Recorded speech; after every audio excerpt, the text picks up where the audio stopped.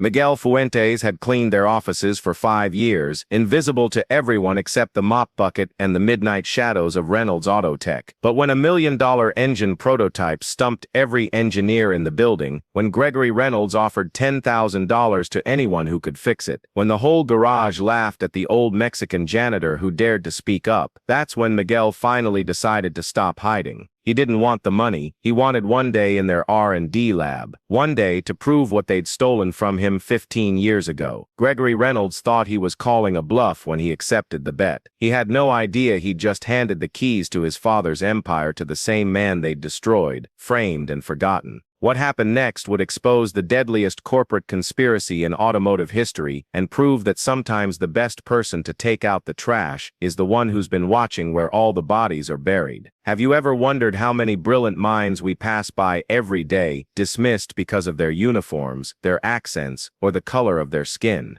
How many solutions to our greatest problems are locked away in people society has deemed unworthy of attention? If you're enjoying this story, please make sure you're subscribed to our story Hispanic, because tomorrow's special episode is one you definitely don't want to miss. The journey of Miguel Fuentes will take us through the darkest corners of corporate America and show us how prejudice doesn't just hurt individuals, it robs us all of progress. The rhythmic swish of Miguel's mop against the polished concrete floor created a steady beat that nobody else in Reynolds Auto Tech seemed to notice. Years of practice had taught him how to move through the garage like a ghost, cleaning without interrupting, observing without being seen. Today, though, the usual hum of power tools and casual mechanic banter was replaced by something else entirely. Frustration thick and heavy as motor oil. A crowd of mechanics huddled around Bay 3, where a sleek black luxury sedan sat with its hood propped open like a patient awaiting surgery. The car gleamed under the fluorescent lights, its curves and angles speaking of money and precision engineering. But something was wrong, very wrong. "I'm telling you, I've never seen anything like this," muttered Steve Mitchell, the shop's senior mechanic, wiping grease from his forehead with the back of his hand. "The diagnostics show nothing, everything checks out fine, but the damn thing won't run properly." "Maybe it's the fuel injection system," suggested Tommy Parker, a younger mechanic who'd only been with the shop for 6 months. "Could be clogged injectors." Steve shook his head. "Already checked. Pristine like everything else in this engine." Miguel continued mopping, drawing closer to the group. His trained ear caught every word, every frustrated sigh. The engine in question was unlike anything he'd seen roll into the shop before. A custom V12 prototype, the kind of engineering marvel that cost more than most people's houses. The automatic doors at the front of the garage suddenly burst open with a pneumatic hiss. Gregory Reynolds stormed in, his Italian leather shoes clicking against the floor with military precision. At 35, Gregory had inherited his father's square jaw and cold blue eyes along with the family business. What he hadn't inherited was patience. "What the hell is going on here?" Gregory's voice cut through the garage like a whip crack. "I've got Jameson Automotive breathing down my neck about this prototype, and you're all standing around like it's show and tell." The mechanics straightened instantly, like soldiers coming to attention. Steve stepped forward, trying to maintain his composure. "Mr. Reynolds, we've been working on it all morning. The engine's complex."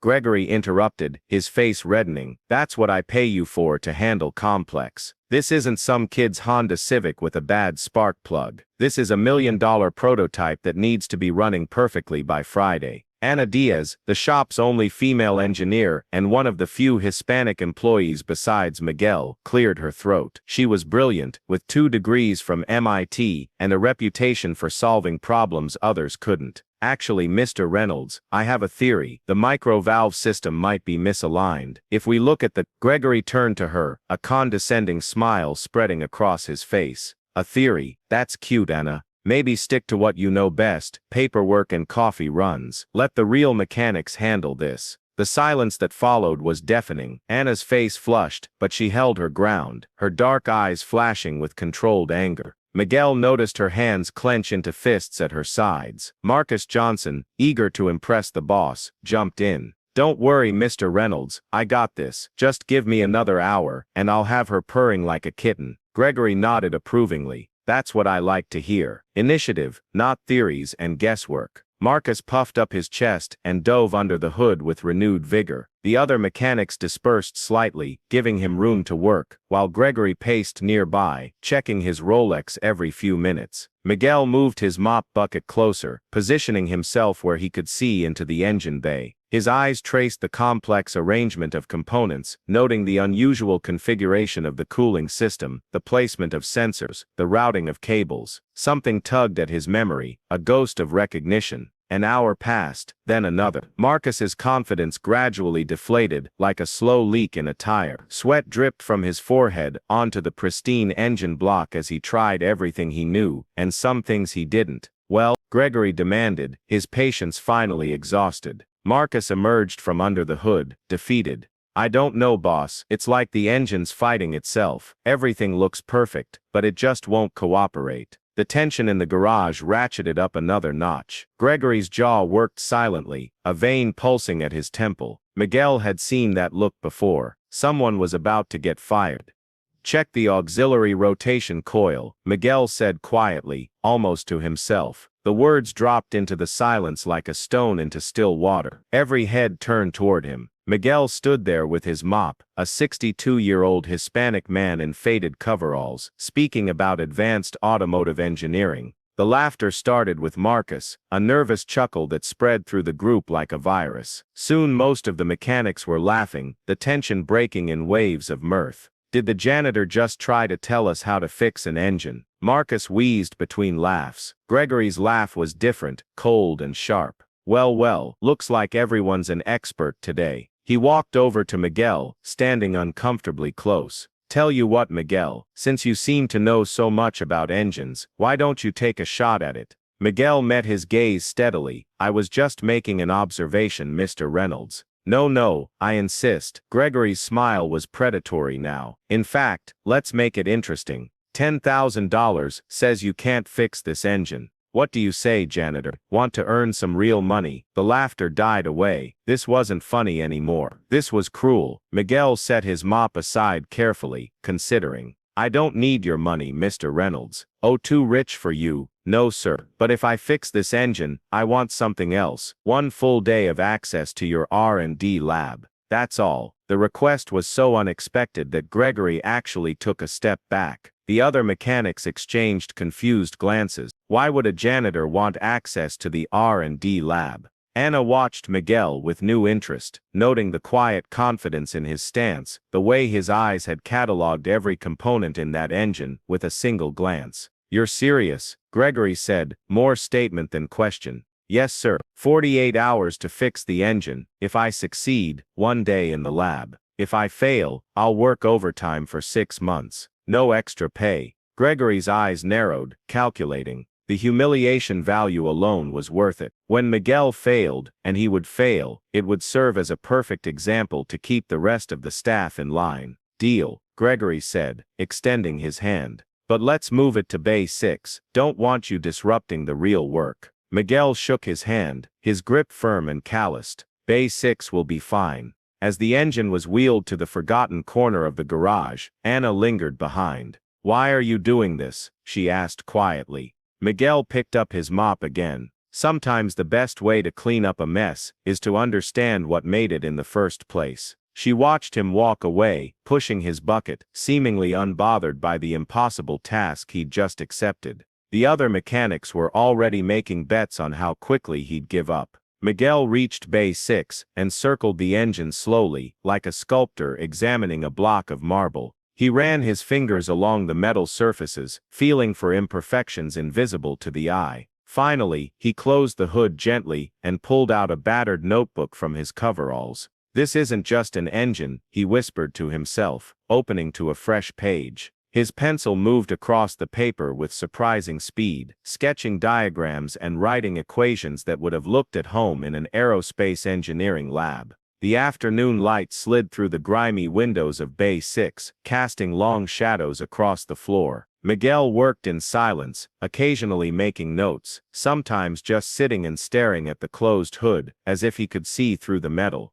By closing time, most of the mechanics had forgotten about the bet, caught up in their regular work. But Anna hadn't. She made excuses to walk past Bay 6, watching Miguel from the corner of her eye. He never seemed frustrated or overwhelmed. If anything, he looked nostalgic. As the last mechanic punched out for the day, Miguel finally opened the hood again. He leaned in close, inhaling the scent of oil and metal, and smiled a private, knowing smile. "Hello, old friend," he murmured to the engine. "It's been a while, hasn't it?" Chapter 2, Ghosts of Invention. The next morning arrived wrapped in fog, the kind that made the streetlights look like glowing cotton balls. Miguel was already at Bay 6 when the first mechanics arrived, his notebook open beside him, pages covered in intricate diagrams and calculations that would have impressed any engineering professor. He worked with methodical precision, documenting every measurement, every connection, every anomaly. His hands moved with the unconscious grace of someone who had done this thousands of times before. The other mechanics pretended not to watch, but Anna noticed how they kept finding reasons to walk past Bay 6. As Miguel traced a particularly complex wiring pattern, the fluorescent lights above seemed to flicker and shift, dissolving into a memory. 15 years ago, the offices of Nexus Engineering gleamed with the promise of innovation. Miguel Fuentes, then in his late 40s, stood before a wall of blueprints. His team gathered around him like disciples around a prophet. His suit was crisp, his confidence unshakable. "This is it," he told them, pointing to the revolutionary engine design spread across the drafting table. "This will change everything. 40% more efficient, 60% cleaner emissions, and it'll outlast anything on the market by a decade." His team nodded enthusiastically. They believed in Miguel, in his vision. He was the rising star of automotive engineering, the man who could see solutions where others saw only problems. The memory faded as quickly as it had come, leaving Miguel staring at a similar engine in a different time, wearing very different clothes. "Your math was close," he murmured, adjusting a tool Anna had left on the workbench. "Just needed the right phase offset." Anna, who had been pretending to work on inventory nearby, looked up sharply. "What did you say?" Miguel glanced at her, then back at his work. "The micro-valve theory, you were on the right track yesterday. The phase offset in the timing mechanism is off by about 3 degrees. Easy to miss if you don't know what to look for." She abandoned all pretense of working on inventory and walked over. "How could you possibly know that?" "Lucky guess," Miguel said, but his eyes didn't meet hers. Anna studied him more carefully now, the way he held the tools, the confidence in his movements, the technical vocabulary that slipped out when he thought no one was listening. This was not the behavior of a man who had spent his life pushing a mop. Later that afternoon, while Miguel was absorbed in his work, Anna found herself drawn to his notebook. He'd left it open on the workbench while he grabbed a different tool. The pages were filled with elegantly drawn schematics, complex equations, and notes in multiple colors of ink. Her engineering background allowed her to recognize the sophistication of the work, but it was a small note in the margin that caught her eye.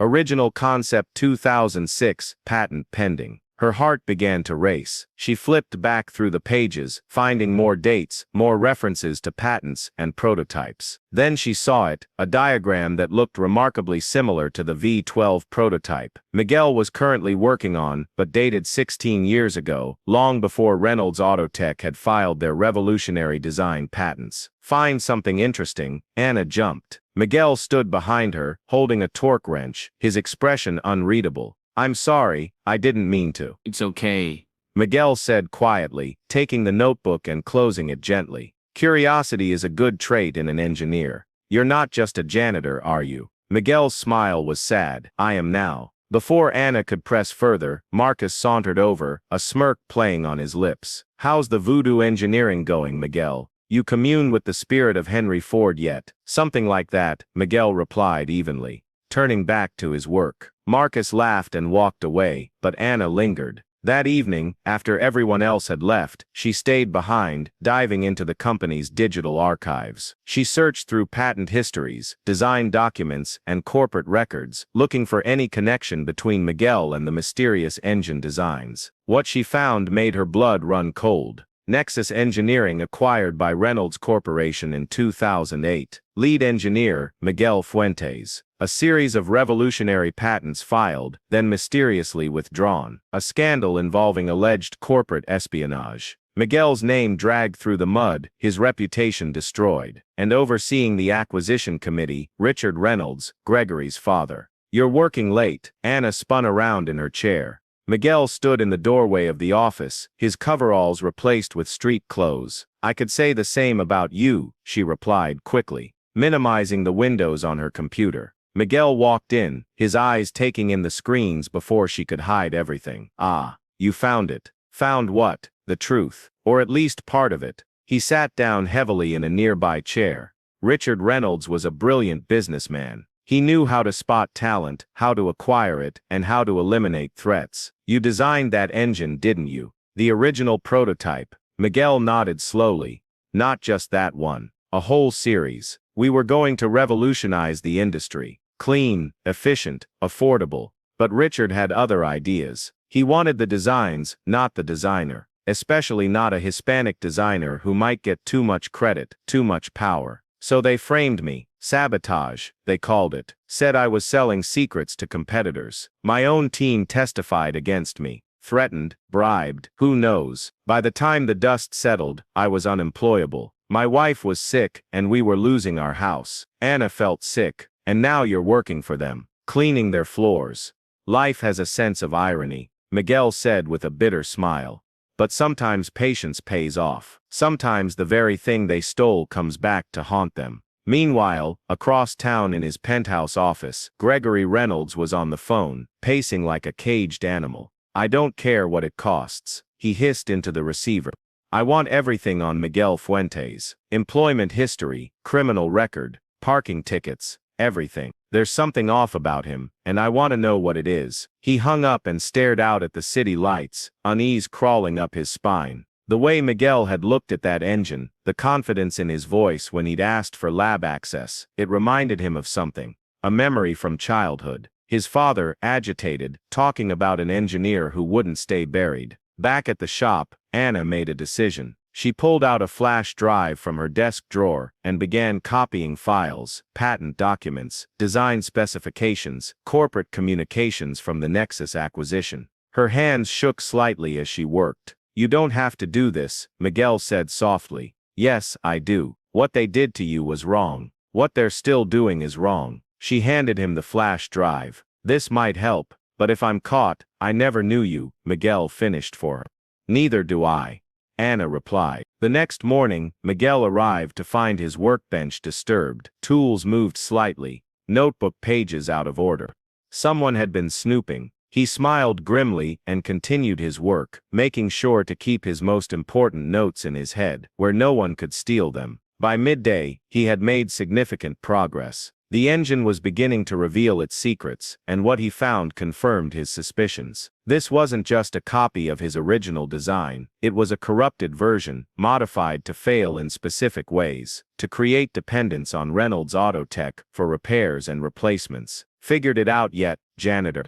Gregory's voice cut through the garage. Miguel didn't look up from his work. "Getting there, Mr. Reynolds. These things take time. Time is money, Miguel. My money. Don't waste it." After Gregory left, Anna approached. "He's nervous. I've never seen him check on a project this much." "He should be nervous," Miguel murmured. Then, louder, "Could you hand me that phase meter?"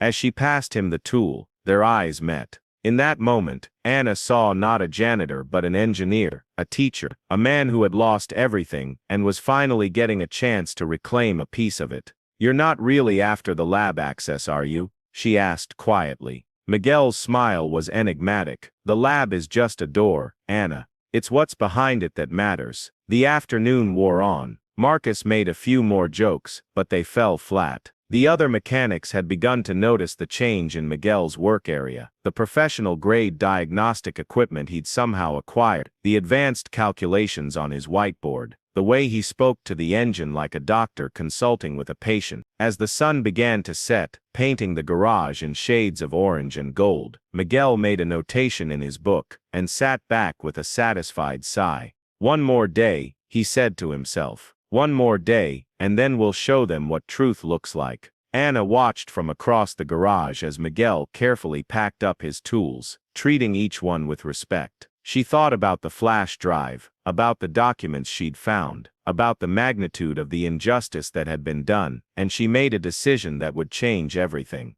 "Miguel," she called out as he was leaving. "Whatever you're planning, whatever this is really about, count me in." He paused at the door, silhouetted against the fading light. "Are you sure? This road doesn't lead to comfortable places." "Neither does silence," she replied. Miguel nodded once, a gesture of acceptance and respect. "Then I'll see you tomorrow, engineer."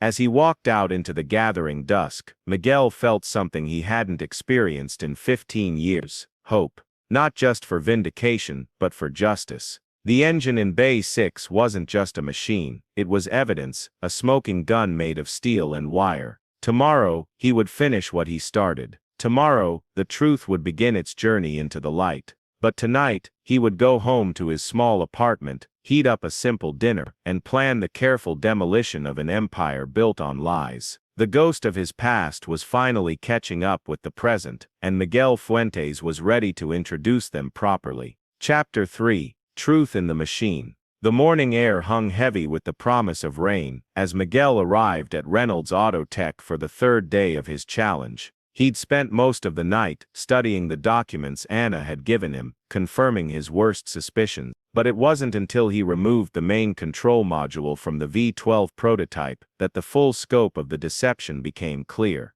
Hidden beneath a layer of legitimate components was something that made his blood run cold, a deliberately faulty part, engineered to mimic failure after exactly 60,000 miles. The precision of the sabotage was almost admirable, if it weren't so morally repugnant. "What is that?" Anna's voice startled him. She'd arrived early, unable to sleep after what she'd discovered in the company archives. Miguel held up the component, a small black box, no bigger than a deck of cards. "This is theft, fraud, maybe even manslaughter, depending on how many of these are on the road." Anna leaned closer, her engineering training kicking in. "It's designed to fail? Worse, it's designed to fail in a way that looks like normal wear and tear, but catastrophically. It'll void the warranty, force customers to pay for expensive repairs or replacements, and if it fails at highway speeds, people could die." Miguel finished, his face grim. "And look at this." He pointed to tiny markings on the component. "These serial numbers trace back to a manufacturer that doesn't officially exist. I'd bet my life savings, what's left of them, that it's a shell company owned by Reynolds." Anna pulled out her phone, then stopped herself. "We can't tell anyone. Not yet. If Gregory finds out we know, he'll destroy the evidence and blame someone else." "You're learning," Miguel said approvingly. "In my experience with the Reynolds family, the cover-up is always ready before the crime is committed." They worked in tense silence for the next hour, documenting everything with Anna's phone camera. The illegal component wasn't just in this prototype. Miguel's trained eye recognized design elements that appeared in the entire luxury fleet Reynolds had been selling for the past 3 years. "There must be thousands of these on the road," Anna whispered. "Tens of thousands," Miguel corrected, "and all ticking time bombs." Their conversation was interrupted by the sound of shuffling feet. Mr. Rodriguez, the elderly customer who spent most days in the waiting area, had wandered into the garage. His white hair was slightly disheveled, and his cardigan had seen better days, but his eyes were sharp and knowing. "That engine's more than what it seems, huh?" he said, his voice carrying a hint of amusement. Miguel and Anna exchanged glances. "Sir, you shouldn't be back here," Anna said gently. "It's not safe." "Oh, I've been in more dangerous places than this garage," Mr. Rodriguez replied, moving closer to examine the exposed engine. "Interesting design. Reminds me of some work I saw about 15 years ago. Revolutionary stuff. Whatever happened to that young engineer? What was his name? Fuentes?" Miguel's hand stilled on his tools. "You have a good memory, Mr. Rodriguez. When you've invested as much money as I have in automotive innovation, you tend to remember the ones that got away." Rodriguez's eyes twinkled, or rather, the ones that were stolen. Before Miguel could respond, Marcus burst into the bay. his face flushed with anger. "What the hell are you two doing? I saw you taking pictures." He stopped short when he saw the component in Miguel's hand. "What is that?" "Nothing that concerns you," Ana said quickly. "Bull, I know that part. I've installed dozens of them." Marcus's voice dropped. "They're not supposed to be in the prototypes. They're only for the production models." Miguel and Ana stared at him. "You knew?" Ana asked.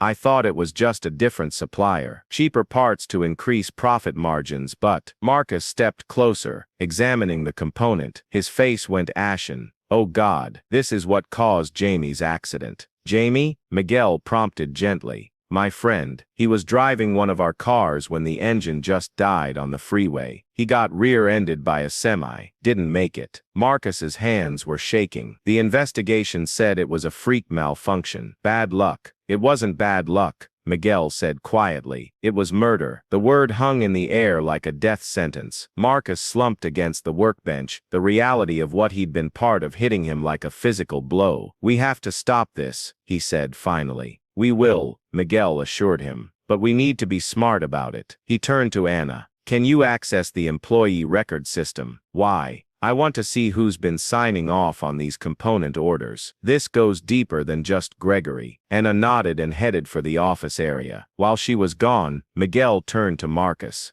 "I need you to think. Have you noticed anything else unusual? Any other parts that didn't seem right?" Marcus thought for a moment. "There's been talk, rumors about cars coming back with problems that shouldn't exist. Stuff failing way before it should. But anyone who asks too many questions gets transferred or fired or framed," Miguel added darkly. Ana returned 20 minutes later, her laptop under her arm. "You were right. The signatures on these orders go back years. And guess whose name appears on the first ones?" "Richard Reynolds," Miguel said without hesitation. "Got it in one. But there's more. Gregory didn't just inherit the company. He inherited the scheme. His signatures start appearing about 5 years ago, right after he took over." Mr. Rodriguez, who had been quietly observing, spoke up. "The apple doesn't fall far from the tree, it seems." "Who are you exactly?" Marcus asked. "Just an old man with too much money and too much time," Rodriguez replied cryptically. "But perhaps it's time I became something more." Before anyone could ask what he meant, the sound of approaching footsteps sent them all into action. Miguel quickly reassembled the engine component, while Ana closed her laptop, and Marcus grabbed a random tool to look busy. Gregory Reynolds strode into the bay, his expensive shoes clicking against the concrete. His eyes swept over the group, suspicious and cold. "Quite the gathering," he said. "I wasn't aware engine repair had become a spectator sport." "Just explaining some technical details to Marcus," Miguel said smoothly. "He's got a good eye for engineering." Gregory's gaze shifted to Mr. Rodriguez. "And our customer is back here because I got lost, looking for the restroom," Rodriguez said with a disarming smile. "These old eyes aren't what they used to be." Gregory clearly didn't believe him, but had bigger concerns. "Miguel, your time's almost up. Tomorrow's the deadline." "The engine will be ready," Miguel assured him. "It better be. Though I have to admit, I'm curious about something." Gregory moved closer,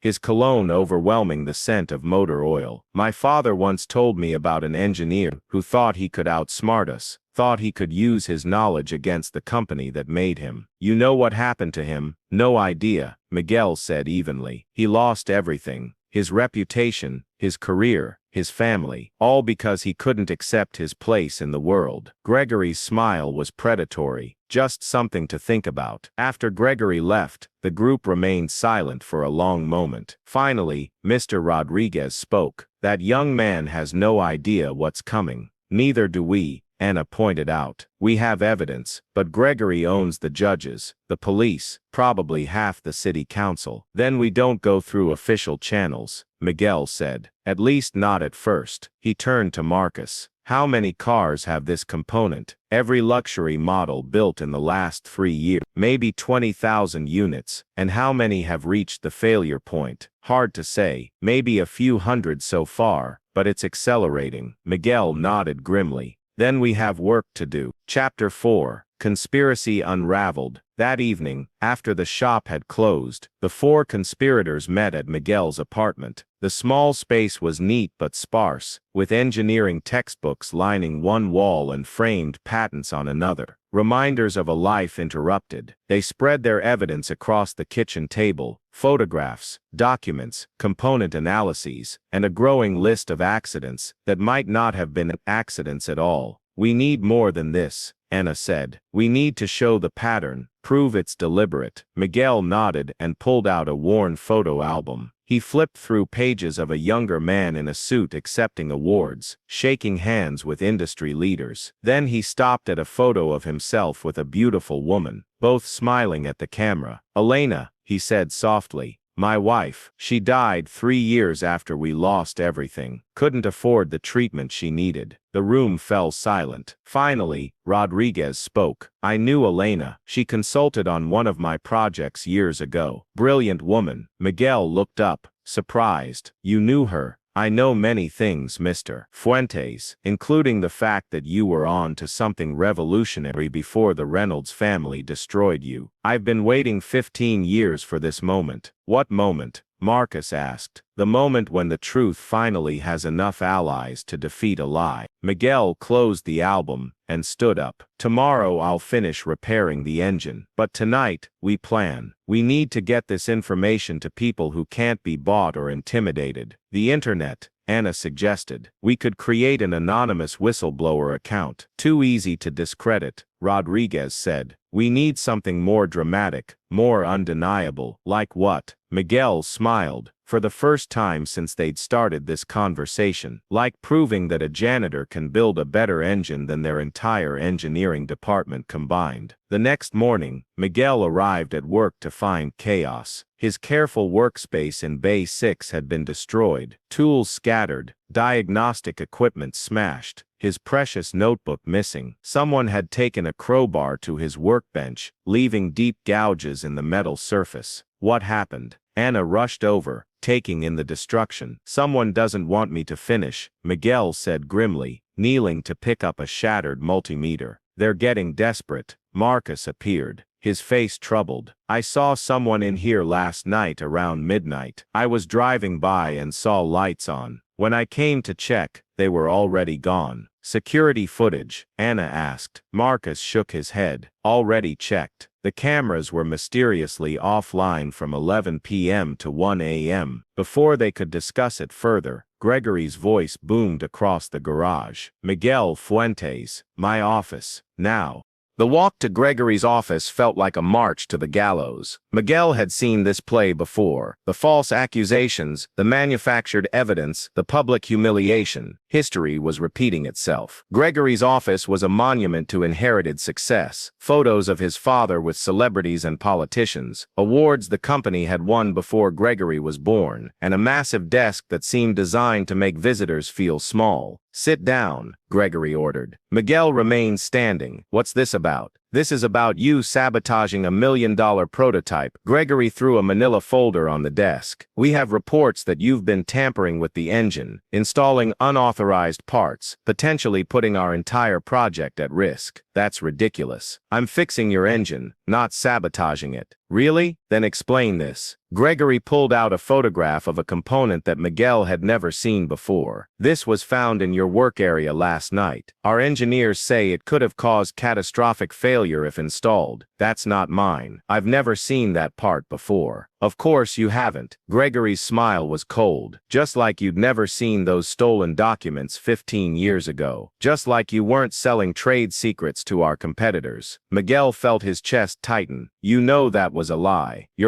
My father protected this company from a thief and a fraud. And now you're trying to do it again." Gregory stood up. "You're fired, Miguel. And this time, I'm pressing charges: theft, industrial espionage, attempted sabotage. You'll be lucky if you only spend the next decade in prison. The engine isn't finished. We'll complete it ourselves. Now get out before I have security." Throw you out. Miguel walked out of the office with as much dignity as he could muster. The other mechanics avoided his eyes as security guards escorted him to his locker to collect his few personal belongings. Only Anna met his gaze, her expression a mixture of anger and determination. Outside the building, Miguel stood in the parking lot, feeling the weight of déjà vu. 15 years ago, he'd stood in a similar lot, watching his life crumble, but this time was different. This time, he wasn't alone. His phone buzzed, a text from Anna, meet at the diner on 5th, 1 hour. The diner was nearly empty at 3 o'clock in the afternoon. Anna and Marcus sat in a back booth, both looking agitated. They'd barely ordered coffee when Anna slid her tablet across the table. Look what I found in my personal email. Someone sent this anonymously an hour ago. The screen showed a scanned document, patent application 118X, high-efficiency V12 engine design. The inventor's name was Miguel Fuentes. The signature at the bottom belonged to Richard Reynolds, along with a note, application denied, insufficient documentation. This is it, Miguel said quietly. This is my original patent for the engine design they stole. But how? There's more, Anna said, swiping to the next document. It showed the same design filed 6 months later, with Reynolds Autotech listed as the patent holder. They didn't just steal your engine, Marcus said. They stole your whole future. The question is, who sent these documents? Anna wondered aloud. And why now? Miguel added. They spent the next hour piecing together more evidence, but the anonymous source had gone silent. As the sun began to set, they decided to regroup at Miguel's apartment to plan their next move. Miguel's apartment felt different with other people in it. Less like a tomb of old dreams, more like a command center for a revolution. They were deep in discussion when a knock at the door made them all freeze. Miguel opened it cautiously to find Mr. Rodriguez standing in the hallway, holding an expensive leather briefcase. May I come in? I believe it's time we had an honest conversation. Once inside, Rodriguez set his briefcase on the coffee table and opened it with a click. Inside were stacks of documents, photographs, and what looked like computer drives. 15 years ago, Rodriguez began. I was prepared to invest $50 million in a revolutionary engine design. The deal was almost done when suddenly the engineer behind it was accused of industrial espionage. My lawyers advised me to walk away. He paused. I did. It's a decision I've regretted ever since. Miguel stared at him. You were the investor? The one who pulled out after the scandal? I'm ashamed to say yes, but I never stopped watching. I knew something wasn't right about what happened to you. Rodriguez pulled out a photograph of a younger Miguel, shaking hands with another man. I've been collecting evidence ever since, waiting for the right moment. And now is that moment. Anna asked. Now is that moment, because that engine in the shop isn't just a copy of Miguel's design. It's something much worse. Rodriguez pulled out a technical diagram. See this chip embedded in the control system? It's not just collecting failure data, it's transmitting it. To where? Marcus asked. To servers owned by a shell company in the Cayman Islands, which is owned by another shell company, which is owned by Richard Reynolds' private investment fund. The implications hit them all at once. They're collecting data on their own failures, Anna said, using their customers as unwitting test subjects. Worse than that, Miguel said, studying the diagram. They're using this data to design even better ways to make cars fail. It's a perpetual money machine. Exactly, Rodriguez confirmed. And I have the financial records to prove it. A sharp knock interrupted their planning session. Miguel opened the door to find 2 police officers. Miguel Fuentes, one of them asked. Yes, you're under arrest for industrial sabotage and theft of trade secrets. You have the right to remain silent. As the officers cuffed Miguel, Rodriguez stepped forward. Officers, I'm Eduardo Rodriguez. Mr. Fuentes' attorney will meet you at the station. After Miguel was taken away, the group reconvened. We need to act fast, Rodriguez said. Gregory will try to bury this quickly. I have an idea, Anna said, her eyes bright with determination. But we'll need to break into the company servers. That's illegal, Marcus pointed out. So is what they're doing, Anna shot back. Besides, I still have my access codes. It's not breaking in if you have a key. That night, while Miguel sat in a holding cell, Anna and Marcus returned to Reynolds Autotech. The building was mostly empty, just a skeleton crew of security guards who knew Marcus and didn't question his presence. Anna's fingers flew over her keyboard, navigating through layers of security. Got it, she whispered.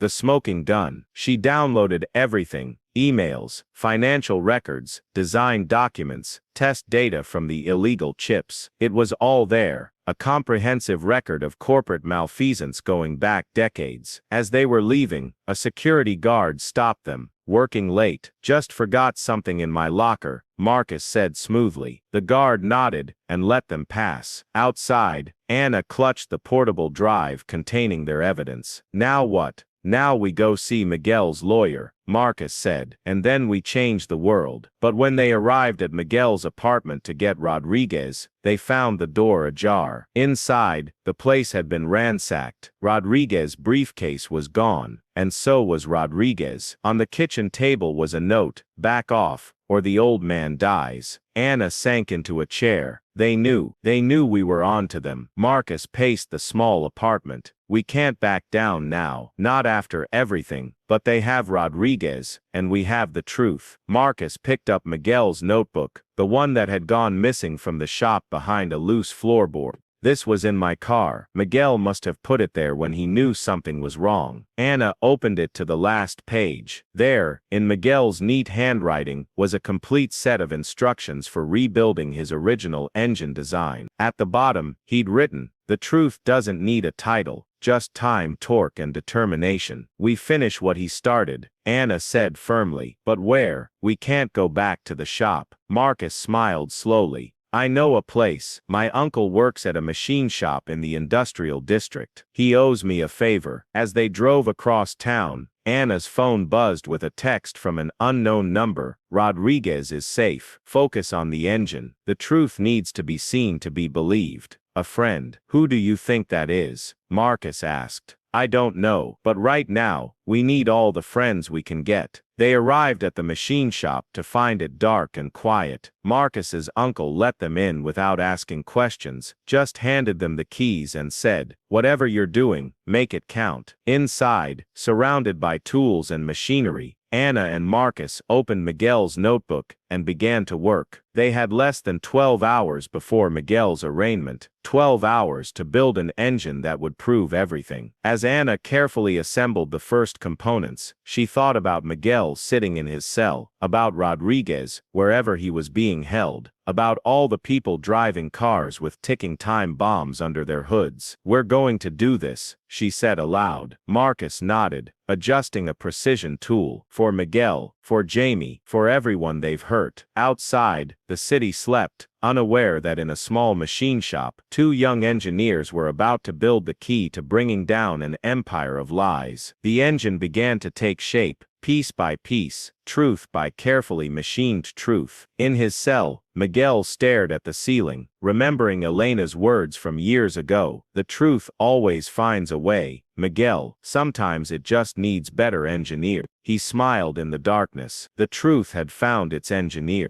Now it was time to let it run. Chapter 5: Revolution in Metal and Truth. The warehouse on Pier 7 looked abandoned from the outside, its corrugated metal walls streaked with rust and salt spray from the nearby ocean. Anna and Marcus exchanged uncertain glances as they approached the unmarked door. The freshly built engine secured in the back of Marcus's truck, under heavy tarps. "You sure this is the right place?" Marcus asked, checking the cryptic text message again. Anna nodded, though doubt gnawed at her stomach. "The address matches, but who's our mysterious friend and what happened to Mr. Rodriguez?" The door opened before they could knock. A young woman in a security uniform ushered them inside quickly. "Miss Diaz, Mr. Johnson, you're expected. Please follow me." The interior contradicted the dilapidated exterior completely. Gleaming floors reflected modern LED lighting, and the air hummed with climate control systems. They passed through a series of security checkpoints before entering a vast open space that took their breath away. State-of-the-art equipment lined the walls: 3D printers, CNC machines, advanced diagnostic computers, and testing rigs that belonged in a Formula One facility. In the center of it all stood Eduardo Rodriguez, very much alive and unharmed, wearing a pristine lab coat over his usual cardigan. "Good morning," he said cheerfully, as if they were meeting for coffee. "I trust you've been productive, but the note said you were kidnapped." Anna stammered, her mind struggling to process the scene. A necessary deception. Gregory's people were watching every move. I needed them to think they had leverage while I activated this facility. Rodriguez gestured around the warehouse with obvious pride. "Welcome to Plan B. I've been preparing this place for 15 years, hoping I'd never need it, but here we are." Marcus wheeled in their precious cargo. "You knew this would happen," I suspected. The Reynolds family's capacity for greed is matched only by their paranoia. When Miguel showed up at their shop, I knew it was time. Rodriguez walked to a bank of computer monitors. "This warehouse is completely off the grid. Private satellite internet, independent power generation, and most importantly, complete privacy from Reynolds' reach." "What about Miguel?" Anna asked urgently. "He's still in jail." "Not for long. My legal team is working on bail as we speak. But we need to move fast. Gregory is already spinning the media narrative. A disgruntled ex-employee attempts sabotage. The morning shows are eating it up." Anna pulled out the hard drive containing their digital evidence. "We have everything: financial records, internal emails, proof of the illegal components, the data collection scheme. But who's going to believe us over Reynolds Auto Tech? They'll believe their own eyes," Rodriguez said with a mysterious smile. He pressed a button, and a massive screen descended from the ceiling. "We're going to give them a show they can't ignore. The truth presented with such clarity that even Gregory's best lawyers can't twist it." Over the next several hours, they developed their strategy. Anna worked on organizing the digital evidence, while Marcus began creating comparison videos between Miguel's clean engine and Reynolds' corrupted version. Rodriguez made discreet phone calls to media contacts, engineering forums, and consumer advocacy groups. "I've created an anonymous account called Truth Torque," Anna announced, her fingers flying over the keyboard. "The evidence is already uploading to multiple secure servers in different countries. Even if they find one, they can't stop them all." "Excellent," Rodriguez nodded approvingly. "Now we need to prove that Miguel's design is superior, not just ethically, but technically. The engineering community needs to see the data." They spent the afternoon running comprehensive tests on Miguel's engine, documenting every measurement with multiple cameras and independent monitoring equipment. The results were staggering. Miguel's original design was 43% more efficient, produced 62% fewer emissions, and showed durability projections that exceeded the Reynolds version by decades. As evening approached, Anna's phone rang with a blocked number. "Miguel's out on bail," she announced after a brief conversation. "He'll be here in 20 minutes. When Miguel arrived, escorted by two of Rodriguez's security team, he stopped short at the sight of his engine sitting on the advanced test bench. His weathered hands reached out, trembling slightly, to touch the smooth metal surface he designed so many years ago. "You built it," he whispered, his voice thick with emotion. "We built it," Anna corrected gently. "Your design, our hands, every specification exactly as you wrote it." Miguel circled the engine slowly, checking every connection, every bolt, every wire. His trained eye cataloged details others would miss: the precise angles of the intake manifolds, the elegant routing of the coolant system, the harmonious integration of components that spoke of thoughtful design rather than corporate cost-cutting. "It's perfect," he finally said, tears threatening to spill. "After all these years seeing it real, breathing life, it's more than perfect. It's evidence," Rodriguez interrupted, his voice serious. "Now, tomorrow, the world will see what you created and what they corrupted." That night, they refined their presentation strategy. News of the anonymous Truth Torque account had already begun spreading through engineering forums and automotive social media. The leaked documents were being analyzed by armchair experts and professional engineers alike. "Look at this," Marcus said, showing his phone screen. "People are already sharing stories about their Reynolds cars failing mysteriously. The hashtag Truth and Torque is trending in 12 countries. Anna smiled grimly.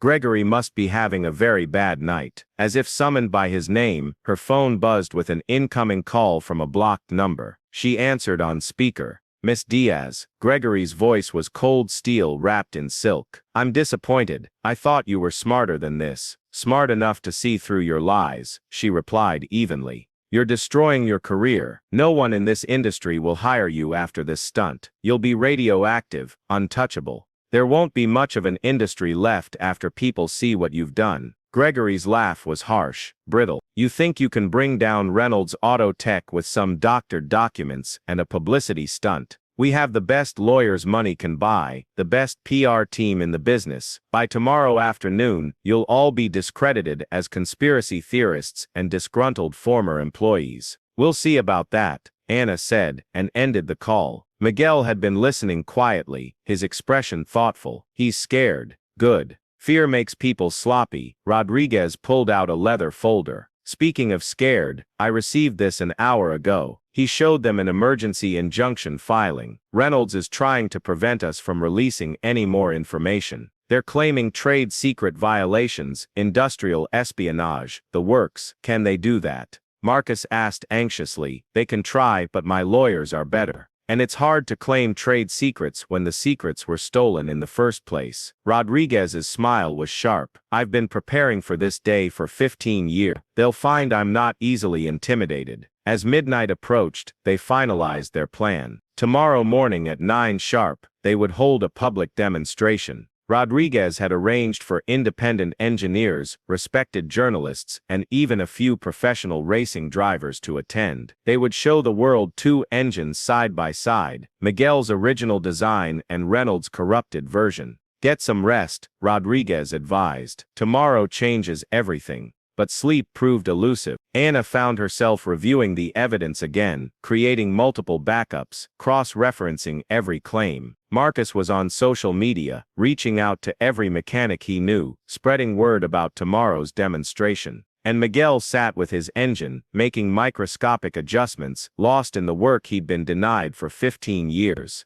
At 3 o'clock in the morning, Anna received another threatening text. Last chance. Walk away now or we'll destroy all of you, your families, your futures, everything you care about. She showed it to Miguel, who smiled grimly. They threatened me 15 years ago, destroyed my career, my reputation, took everything I'd built. They think they can do it again. Can they? Miguel looked at his engine, gleaming under the warehouse lights, like a metal sculpture of truth itself. Not this time. This time we have proof they can't erase, witnesses they can't silence, and a story the world wants to hear. As dawn painted the sky pink and gold, cars began arriving at the warehouse, independent engineers from prestigious universities, automotive journalists from major publications, even several Reynolds employees who'd always suspected something was wrong. They set up cameras, prepared testing equipment, calibrated measurement devices with scientific precision. At precisely 9 o'clock, Miguel stepped forward to address the growing crowd. The morning light caught the silver in his hair, the dignity in his bearing that no amount of humiliation could erase. 15 years ago, I designed an engine that could have changed the automotive industry. It was clean, efficient, and built to last.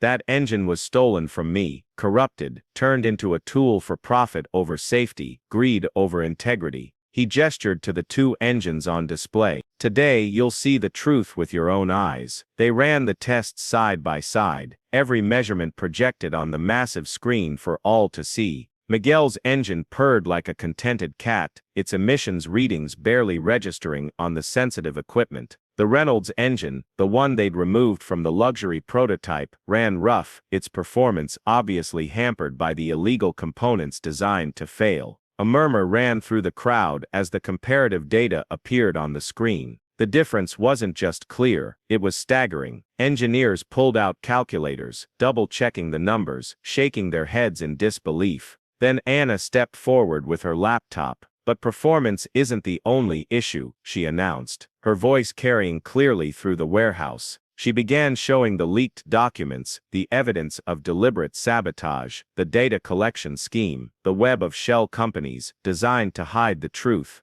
The crowd's murmur turned to outrage. Phones came out, cameras flashed, live streams began. Within minutes, Truth and Torque was trending worldwide. Every major automotive forum exploded with discussions of the revelations. By noon, the first news vans arrived. By 2 o'clock, Reynolds Auto Tech stock was in freefall. By 3, former employees were coming forward with their own stories of cover-ups, intimidation, and forced silence. And through it all, Miguel stood by his engine, answering questions with the patience of a teacher, explaining his design to anyone who would listen, finally getting to tell his story to people who wanted to hear it. Chapter 6. Justice Engineered. The next morning brought a process server to Miguel's modest apartment. The thick stack of legal documents felt heavy in his hands as he read through them. Reynolds Auto Tech was suing him for industrial espionage, theft of trade secrets, defamation, and a dozen other charges that would be laughable if they weren't so dangerous. The irony of being accused of stealing his own designs wasn't lost on him. "They're trying to bury us in legal fees," Rodriguez explained when Miguel called him. "It's a classic tactic: throw everything at the wall, hope something sticks, drain our resources. But don't worry, I've already assembled a legal team that makes their lawyers look like first-year law students." But Gregory wasn't content with just legal warfare. That afternoon, a coordinated media blitz began. Stories appeared simultaneously in several major newspapers. The Truth About Miguel Fuentes, A History of Deception. The articles painted Miguel as a disgruntled former employee with a documented criminal past, including arrests for theft, fraud, and industrial espionage. These charges were fabricated 15 years ago, Miguel told Anna and Marcus when they gathered at the warehouse, part of the original frame-up. "But they stayed on my record because I couldn't afford to fight them. We need to counter this narrative," Anna said, pacing angrily. "The public was on our side yesterday. We can't let Gregory control the story." Her phone rang. The caller ID showed Dr. Isabella Morales, her former engineering professor from MIT. "Anna, I just saw the news about Miguel Fuentes. That man is no criminal. I cited his unpublished work in my advanced propulsion class for years. His theoretical frameworks were revolutionary. Would you be willing to go on record saying that?" Anna asked, hope rising in her chest.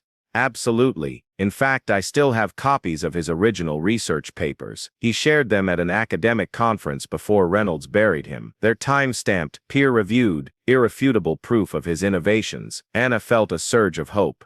"Thank you, Professor. This means everything." Meanwhile, Marcus was having a difficult conversation with his uncle. They sat in the older man's kitchen, the same kitchen where Marcus had grown up dreaming of becoming an engineer like his uncle. "I knew something was wrong at the subcontractor factory," his uncle admitted, staring into his coffee with haunted eyes. "The parts we were making, they didn't match the specifications we were given. But when I asked questions, my supervisor offered me a raise to keep quiet. We needed the money. Your aunt was sick. You were starting college. It's okay, Tio," Marcus said, reaching across the table to grip his uncle's hand. "But now we have a chance to make it right." His uncle nodded slowly, years of guilt visible in the lines of his face. "What do you need from me?"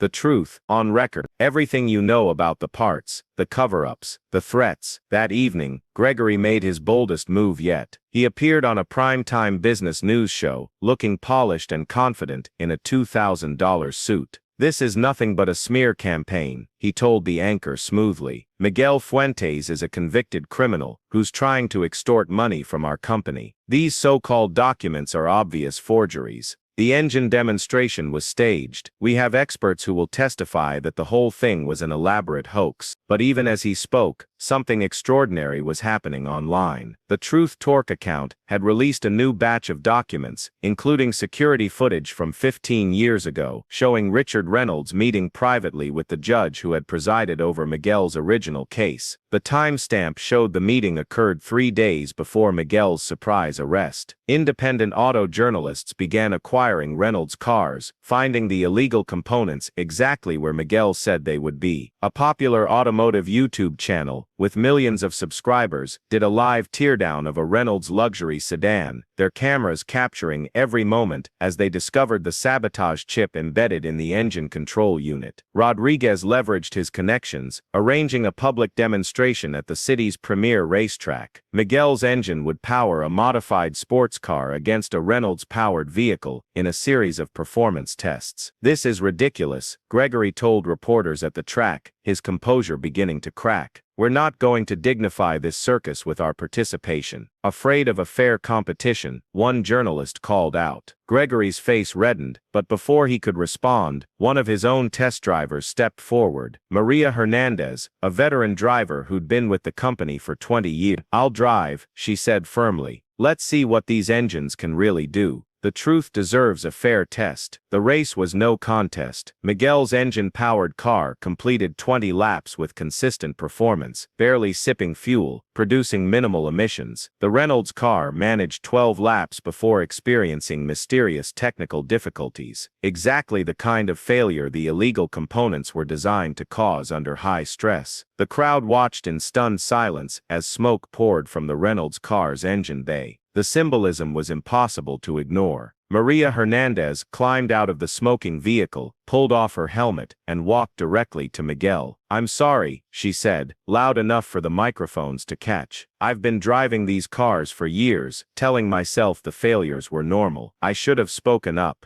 That night, Gregory made his fatal error. Furious and desperate, he confronted Miguel in the parking lot after the race. He'd been drinking, his careful control finally shattered. Camera phones appeared instantly as Gregory grabbed Miguel by the collar. "You've ruined everything," he snarled, spittle flying from his lips. "My father was right about you. You're nothing but a what?" Miguel asked calmly, his dignity intact even with Gregory's hands on his shirt. "A Hispanic man who's smarter than you, an engineer who refused to let you steal his life's work, a janitor who cleaned up your mess." Gregory's fist connected with Miguel's jaw. The punch was captured from multiple angles, instantly uploaded, shared, and reshared across social media platforms. Within minutes, it had been viewed over 1 million times. Within hours, 3 members of Reynolds Auto Tech's board of directors resigned. By morning, major investors were demanding Gregory's immediate removal as CEO. The company's stock price plummeted further, wiping out billions in market value.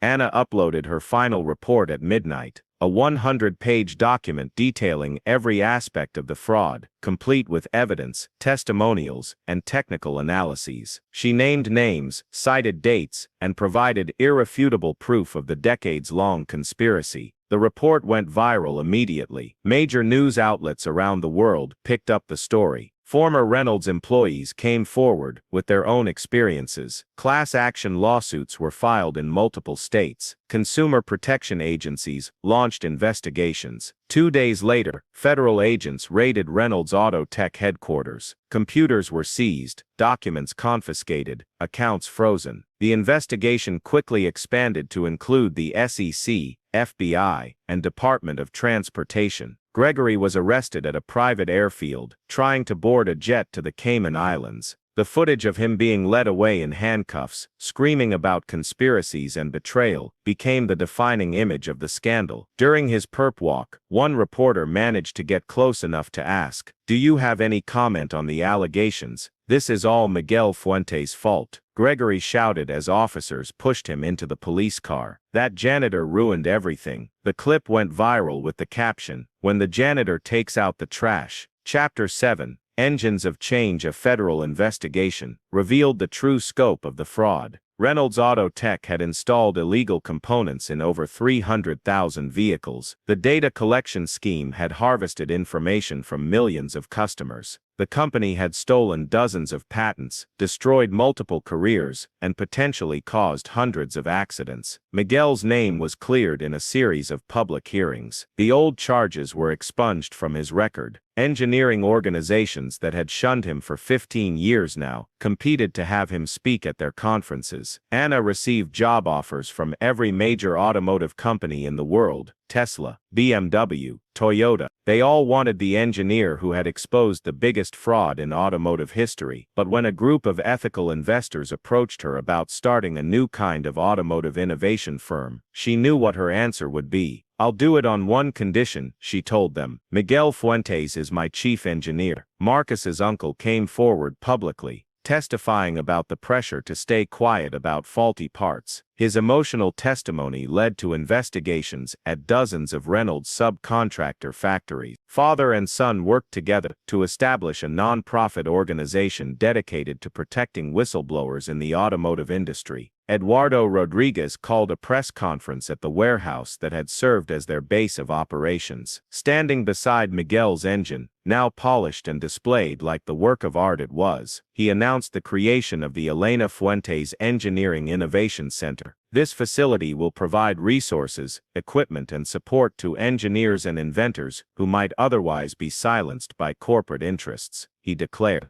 It's named after Miguel's late wife Elena, who believed that genius needs nurture, not just recognition. The Reynolds Auto Tech headquarters stood empty now, its parking lot a concrete desert. Miguel visited it one last time, not to gloat but to remember. He walked through the garage, where he'd pushed his mop for 5 years, planning, waiting, hoping for justice.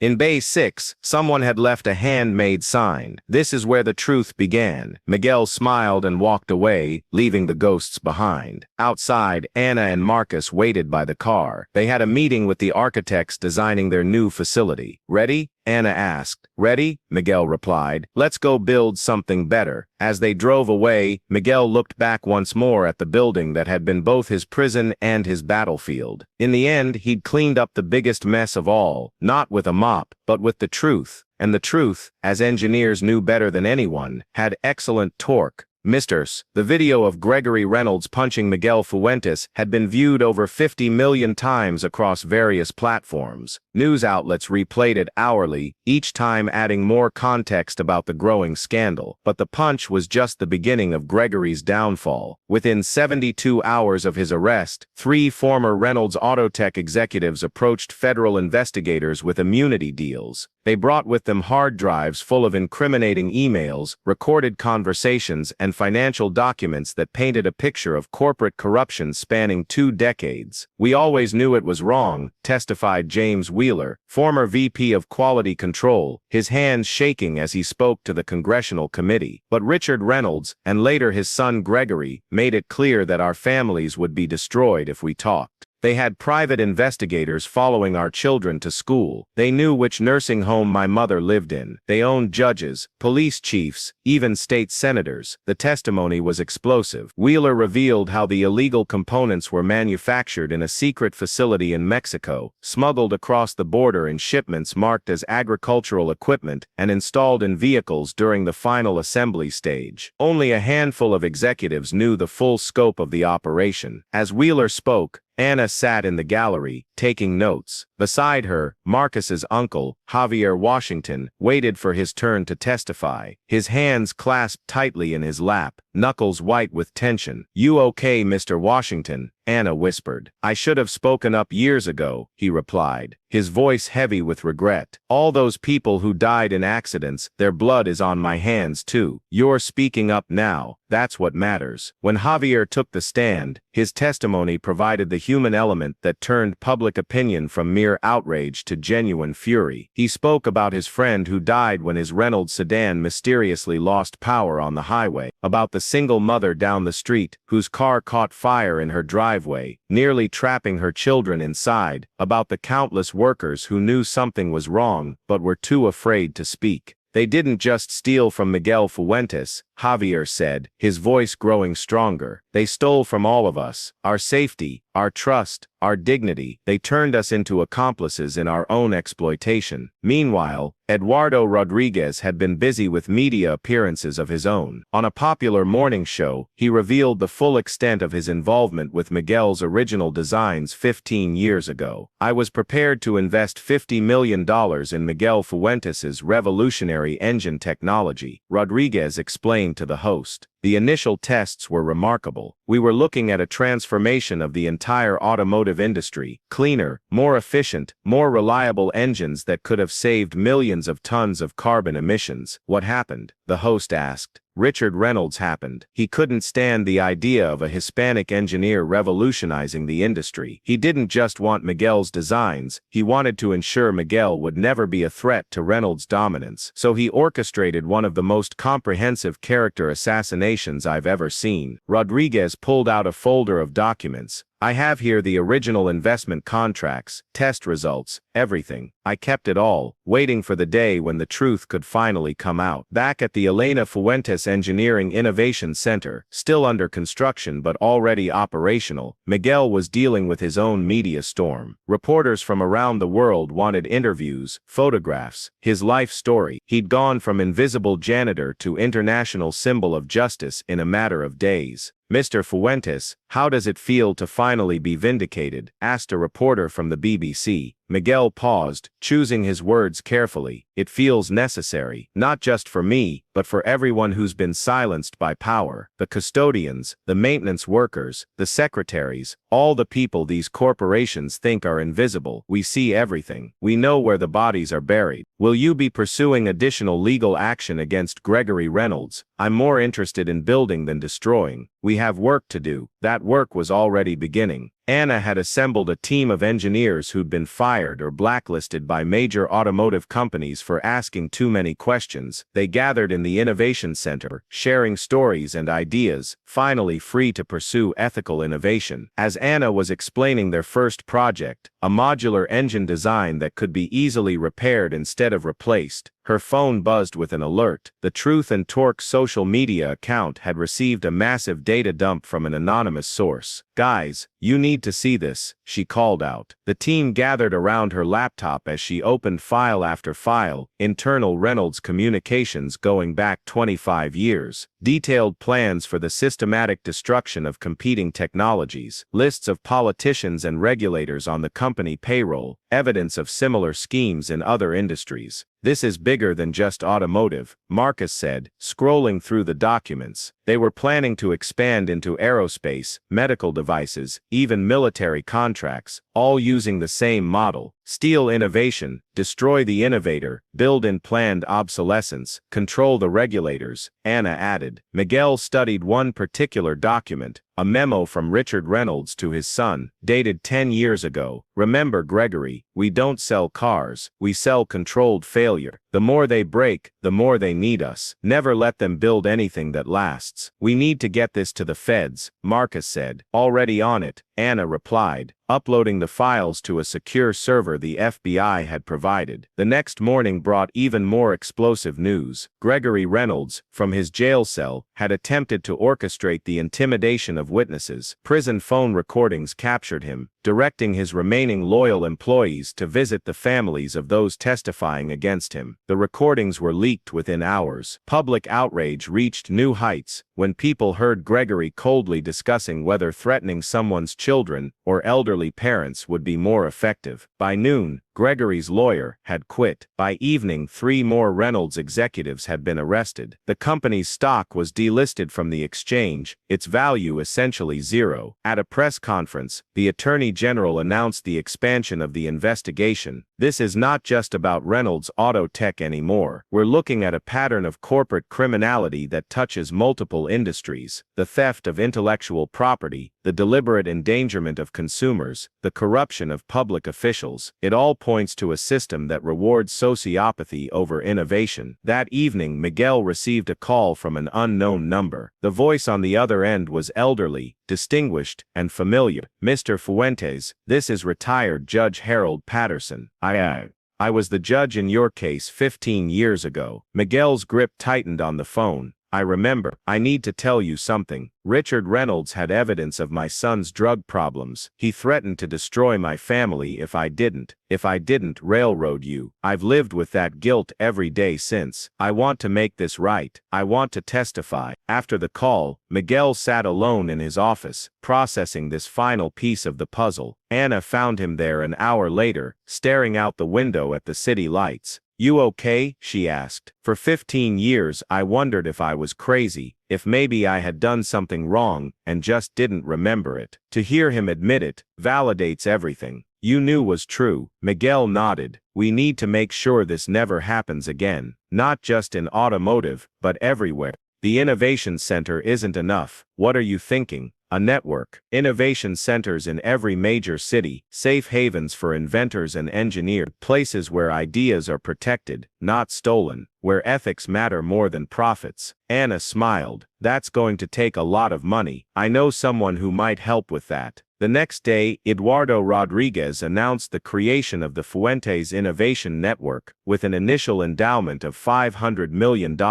"This is just the beginning," he told the press. "We're going to create an alternative to the corporate theft machine, a place where genius is nurtured, not exploited." As the weeks passed, the investigation continued to expand. Reynolds Auto Tech's crimes had touched thousands of lives, and now those victims were speaking up. Class action lawsuits were filed in every state. Insurance companies demanded accountability. Foreign governments launched their own investigations. Gregory Reynolds, denied bail as a flight risk, gave a jailhouse interview that only made things worse. "This is all a conspiracy," he ranted. "Miguel Fuentes is part of a radical movement to destroy American business. My father was right. We should have finished him when we had the chance." The interview went viral, but not for the reasons Gregory hoped. Memes appeared overnight. When the villain admits he's the villain, his words "should have finished him" became a rallying cry for corporate reform activists. Meanwhile, Marcus's anti-retaliation nonprofit had received thousands of applications for help from whistleblowers in various industries. "It's like we opened a floodgate," Marcus told his uncle as they reviewed cases. "People have been waiting for someone to stand up to these corporate bullies." One particularly meaningful moment came when Maria Hernandez, the test driver who had switched sides during the public demonstration, approached Miguel at the Innovation Center.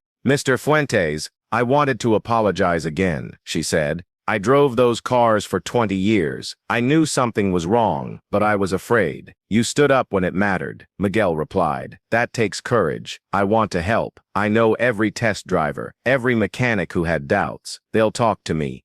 Miguel smiled. "Welcome to the team." As the criminal trials began, the prosecution's case was overwhelming. The evidence was ironclad, the witnesses credible and numerous. Gregory's defense team tried to argue that he was just following his father's established practices, but the jury wasn't buying it. During Miguel's testimony, the prosecutor asked him about the years he spent as a janitor in the very company that had destroyed his career. "Every day, I cleaned their offices, maintained their building, and watched them profit from my stolen work," Miguel said. "But I also learned. I watched. I waited. Because I knew that eventually, the truth would have its day. And now it has. Now it's just beginning." The jury deliberated for only 3 hours. Gregory Reynolds was found guilty on all counts: fraud, racketeering, conspiracy, theft of intellectual property, and dozens of related charges. As the verdict was read, Gregory slumped in his chair, finally understanding that his money and connections couldn't save him. But the real victory came in the aftermath. Inspired by Miguel's story, engineers and inventors around the world began sharing their own experiences of corporate theft and intimidation. Universities started teaching ethics courses using the Reynolds case as a cautionary tale. New laws were proposed to protect innovators from predatory corporations.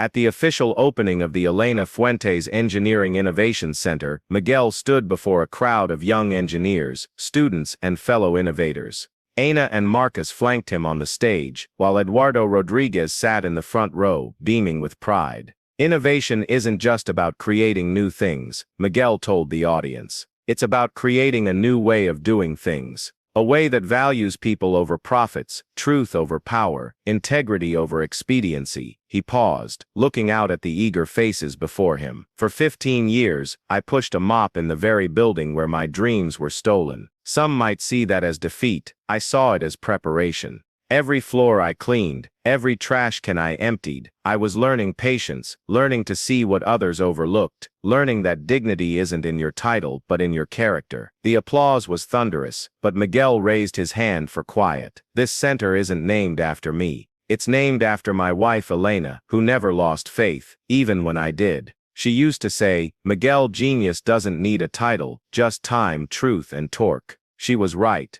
And now it's our turn to make sure the next generation of innovators has all three." As the ceremony concluded, a young Hispanic girl no more than 12 approached Miguel. She held a notebook clutched to her chest, her eyes bright with excitement. "Mr. Fuentes, I'm Isabella.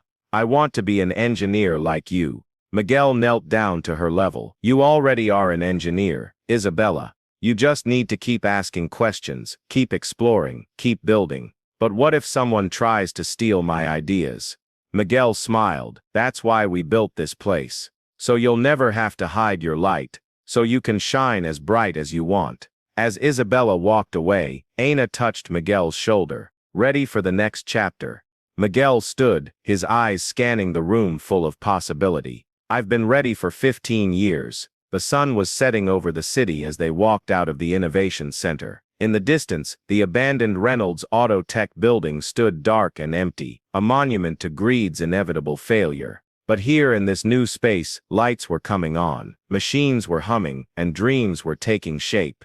Miguel Fuentes had spent years cleaning up other people's messes. Now finally, he was free to make something new, something better, something that would last. The janitor had taken out the trash. Now it was time for the engineer to build the future. 1 year after Gregory Reynolds was sentenced to 35 years in federal prison, the automotive industry had transformed beyond recognition. The Reynolds Reckoning, as historians would later call it, had triggered the most comprehensive corporate reform movement in American history. On a crisp spring morning, Ana Diaz stood at the podium of the National Engineering Ethics Conference, addressing an audience of over 3,000 professionals from around the world. Behind her, a massive screen displayed the logo of the Fuentes Innovation Network, now operating in 23 cities across 6 continents. Everything I know about ethical engineering began with a janitor who refused to let thieves win. Ana opened her keynote address, her voice carrying clearly through the convention center, commanding attention.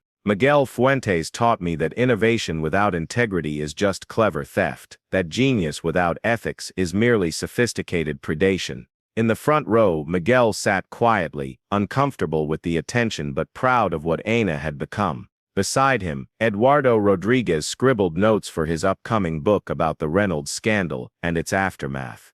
Ana continued her speech, outlining the network's achievements in just 12 months. We've provided safe haven to over 200 inventors whose ideas were at risk of corporate theft. We've helped launch 47 ethical startups. We've educated more than 10,000 engineers on intellectual property protection and corporate accountability. She clicked to the next slide, showing a graph of patent filings. Most importantly, we've seen a 40% decrease in predatory patent practices industry-wide. Companies are learning that stealing ideas is no longer a viable business model. As Ana spoke, screens around the conference displayed a live feed from the Fuentes Innovation Center in Detroit, where a new class of engineering students was beginning their orientation. Among them were several older professionals, former corporate engineers, who'd left comfortable jobs to pursue ethical innovation. After the keynote, Miguel was surrounded by admirers wanting photos and autographs. He handled the attention with quiet grace, always redirecting praise to the team effort that had brought down Reynolds. "Mr. Fuentes," a familiar voice called out. Miguel turned to see Javier Washington approaching, now serving as Director of Workplace Ethics for the newly formed National Whistleblower Protection Agency. Beside him walked Marcus, sporting a badge identifying him as Senior Investigator for the same agency. Javier, Marcus, Miguel greeted them warmly. "How's the new job treating you?" "Busy," Marcus replied with a grin. Turns out there were a lot of companies following the Reynolds playbook. "We've opened investigations into 3 Fortune 500 companies just this month. The auto industry was just the beginning," Javier added. "We're finding similar patterns in pharmaceuticals, tech, even food production. Planned obsolescence, stolen innovations, buried safety data, it's everywhere." "But it's changing," Marcus interjected enthusiastically. "Companies are scared now. They're hiring ethics officers, opening their patent processes, actually listening to their engineers. One CEO told me last week that they've implemented a Miguel Fuentes protocols. Any janitor, secretary, or intern can raise concerns directly to the board without fear of retaliation." Miguel chuckled. "I never thought I'd become a protocol." Later that afternoon, Miguel delivered his own presentation, not to the main conference, but to a smaller workshop for community college students and returning professionals. His audience included former prisoners, single parents, and others taking second chances at education. 15 years ago, I lost everything," Miguel began, his voice steady and warm. "Career, reputation, savings, gone.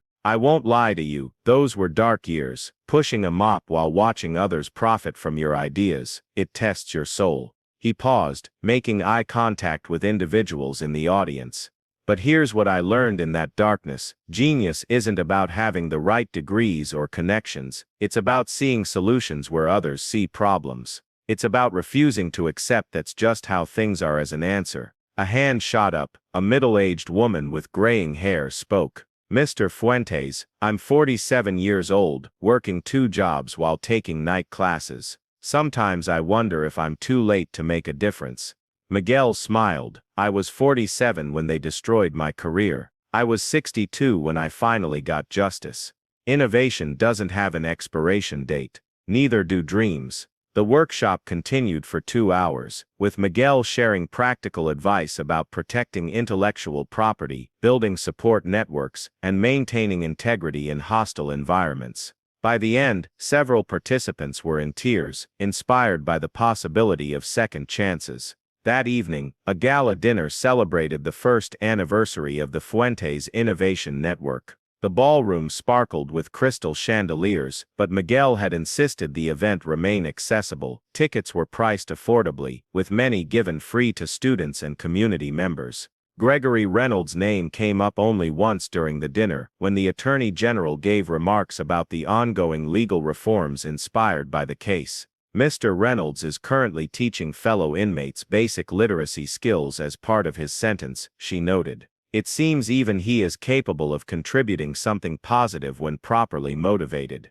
The highlight of the evening was the presentation of the first annual Elena Fuentes Innovation Award. Miguel took the stage to explain its significance. My wife Elena was a chemical engineer, he told the hushed audience. Brilliant, creative, endlessly curious. When the Reynolds family destroyed our lives, she never lost faith. Even as illness took her strength, she kept designing, kept dreaming, kept believing that truth would prevail. He held up the award, an elegant sculpture combining a gear, a light bulb, and a raised fist. This award goes to innovators who embody her spirit, who create not just for profit but for progress, who stand up for what's right, even when it costs everything. The first recipient was Dr. Amara Patel, a young engineer who'd exposed safety violations in medical device manufacturing, facing deportation threats before the Fuentes network provided legal support. Her acceptance speech brought the room to its feet. 6 months ago I was terrified, she said, clutching the award. Today, I'm fearless, because I know I'm not alone. We're not alone. The janitors, the whistleblowers, the truth tellers, we're an army now. As the gala wound down, Miguel stepped outside for fresh air. Anna found him on the terrace, looking out at the city skyline. Quite a year, she observed. Just the beginning, Miguel replied. I heard from legal today, 3 more countries want to establish innovation centers. Japan, Germany, and South Korea. We'll need more funding. Already handled. Rodriguez's book advance is going straight into the expansion fund. Plus, we've got pledges from ethical investment firms totaling over $2 billion. Anna whistled softly. Not bad for a janitor and a blacklisted engineer. We're not those people anymore, Miguel said thoughtfully. Maybe we never were. Maybe we were always exactly who we needed to be. The next morning brought a surprise visitor to Miguel's office at the Innovation Center. Maria Hernandez, the former Reynolds test driver, arrived with a teenage girl who bore a striking resemblance to her. Mr. Fuentes, this is my daughter Lucia, Maria said. She has something to show you. Lucia, clearly nervous, pulled out a tablet and showed Miguel detailed schematics for a new type of electric motor. I've been working on this for 2 years, she explained. It's 30% more efficient than anything currently available. Miguel studied the designs carefully, asking technical questions that Lucia answered with growing confidence. After 20 minutes, he looked up at Maria. You know we'll protect this, right? Document everything, file the patents properly, make sure she gets credit.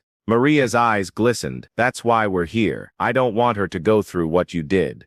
She won't, Miguel assured them. None of them will. Not anymore. After they left, Miguel made a call to the patent office. Within hours, Lucia's preliminary documentation was filed and protected. The Fuentes Network's legal team would handle the rest. As the sun set on the Innovation Center, Miguel performed his evening rounds, a habit from his janitorial days he couldn't shake. He checked windows, tested doors, made sure equipment was properly shut down. In the main workshop, he found a group of young engineers still at work, debugging code for an open-source diagnostic tool that would help independent mechanics identify fraudulent parts. "Don't stay too late," he called out. "Just like you used to, right, Mr. F?" One of them shot back with a grin. Miguel laughed. "Learn from my mistakes. Balance matters too." Walking back to his office, Miguel passed the memorial wall, photos and stories of inventors whose ideas had been stolen, careers destroyed by corporate predators. At the center hung a portrait of Elena, her smile radiant and knowing.